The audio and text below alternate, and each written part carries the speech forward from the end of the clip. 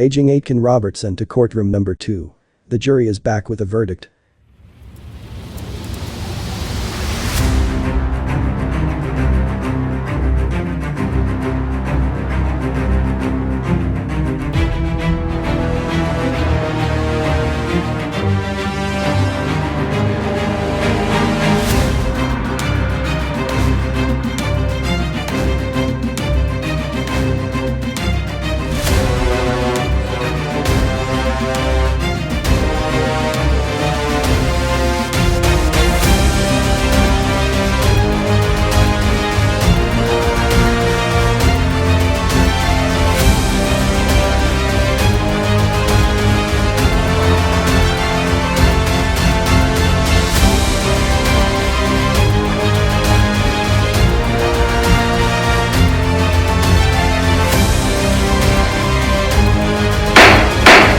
Members of the jury, how do you find the accused? Guilty or not guilty? Not guilty on all accounts, Your Honor.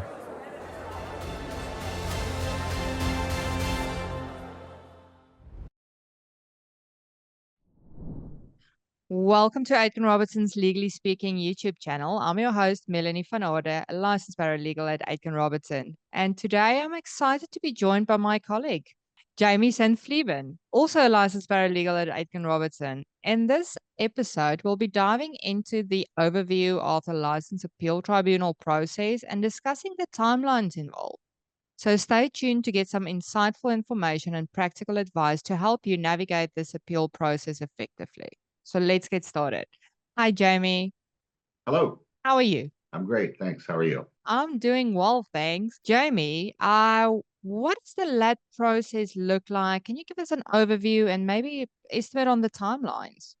As you can imagine, anyone who stands before with a letter from the MTO stating they have a suspended license, or they're considering putting an appeal before the LAT, they want that license back as quickly as possible, or they want a decision on the process as quickly as possible. It's important to remember, just because you make an appeal doesn't mean it's going to go exactly the way you want.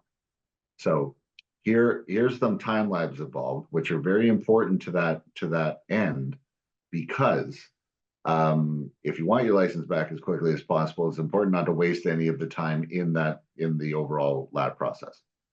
So they have, as per the LAT charter, the License Appeal Tribunal charter, I'll frequently be calling it by its abbreviated LAT. As per the LAT charter and rules, they have 30 days from the submission of an appeal to acknowledge the appeal, hold a case conference between the two parties, which is the mid-level process. It's more of an informal discussion between the parties to see if it can be resolved. And then finally, failing all that, to hold a hearing. So that's a 30-day process. Now, there are things that can make that longer or shorter, okay? The key is to realize that if you are going to have something before the LAT, to make the decision and submit your appeal. Because nothing, of course, happens until that appeal is officially submitted and then officially acknowledged, which is, if you're going to do it at 4:30 on a Friday, it's not going to be acknowledged till Monday or Tuesday, okay?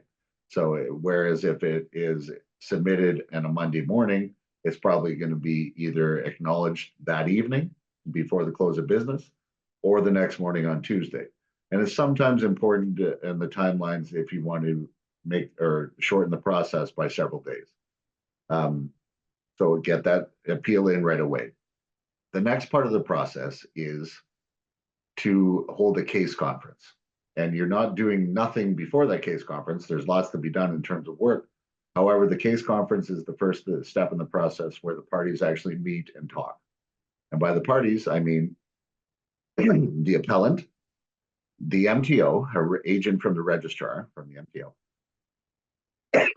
and a decision maker, a member of the License Appeal Tribunal.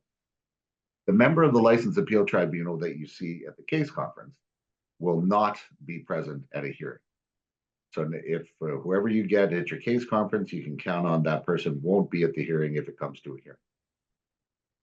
In many cases in a medical appeal, What happens to that at that case conference is the registrar will again say, we need this, this in order to reinstate.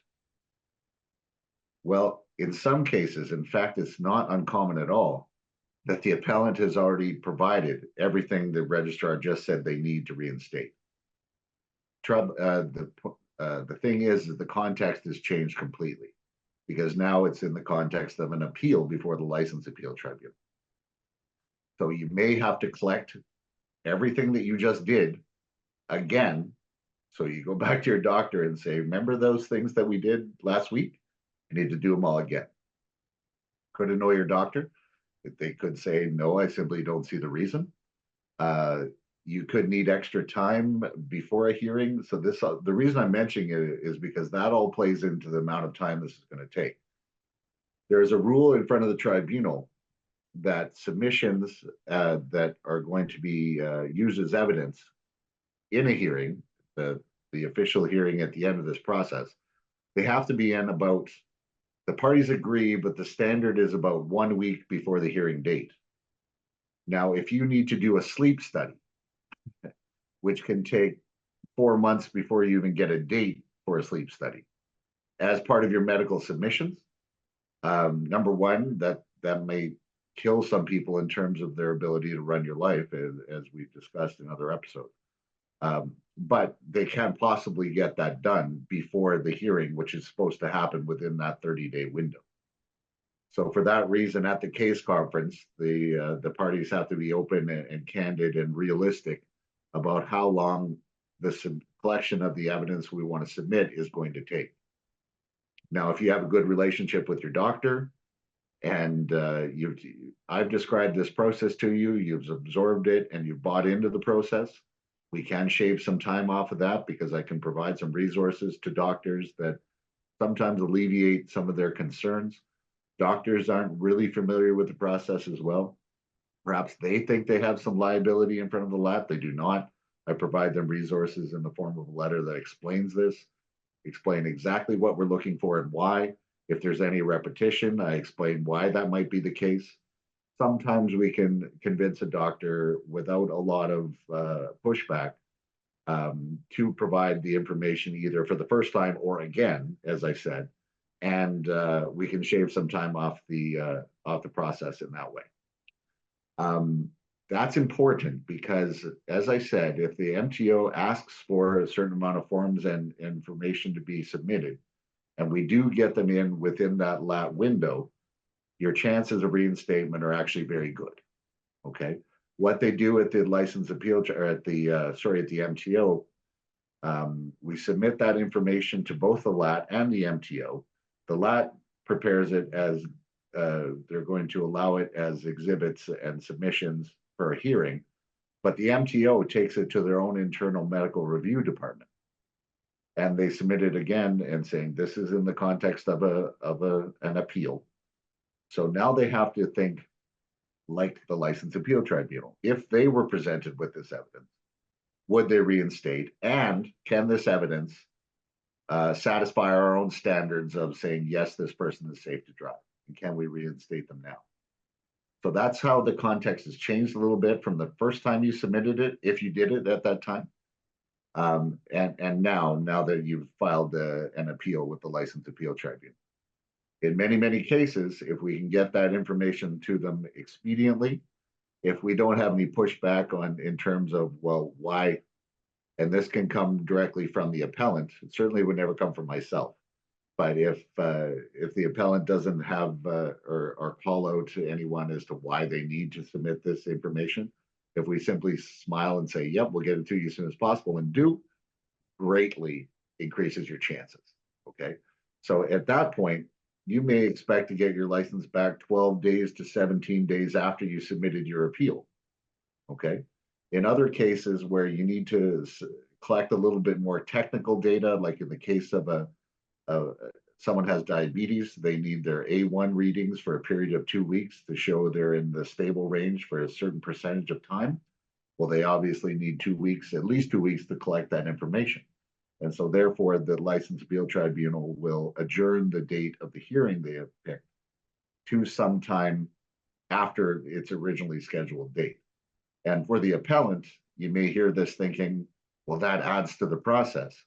But there's no guarantee that you're going to get your license back in the process anyway. So it behooves us to put forth the strongest case, no matter how long it takes within the process. Because once it's over, it's over. And if you simply say, well, I don't want to wait that long and I want to submit that, well, then perhaps we're doing this in futility anyways. We want to put the best case forward within the time frame to get your license back as efficiently as possible. But that means that you also have to have a chance of getting your license. If you want to go to that hearing with basically submitting no submissions from a doctor, they will listen to your evidence. And they'll even say that at the case conference stage, the License Appeal Tribunal says, if you have these submissions, great. Well, the MTO will look at them, see if they can reinstate. We will examine them as well before the hearing, and then we'll hear what you have to say at the hearing. Or you can just say what you have to say at the hearing. Those, I wouldn't venture a guess as to the success rate of those hearings, but it isn't very high. So for that rate, we want to make sure that we have sufficient time before the hearing to get all the evidence in that is going to give you the best chance of success. Thank you so much, Jamie, for providing us some insight on the LAT process, the overview of the process, and an idea of a timeline. And Wow. thank you for joining. Thank you. Thanks for having me. And thank you to everyone else for joining us on the Legally Speaking Aitken Robertson YouTube channel. So don't forget to like, subscribe, and hit that notification bell. Until next time, stay informed, stay engaged, take care. Thank you for tuning in to Legally Speaking, proudly brought to you by Aitken Robertson Criminal Defence. We represent clients facing criminal charges all over Ontario, providing you with legal support and dedicated advocacy. If you enjoyed this episode and want to see more content, please like and subscribe to our channel. For more information, visit our website. We also offer free books on various types of criminal charges, which you can request on our website or by using the QR codes on your screen now. For legal assistance, call us today or visit our website to request a meeting with one of our experienced lawyers or licensed paralegals. Thank you for watching, and we'll see you next time on Legally Speaking.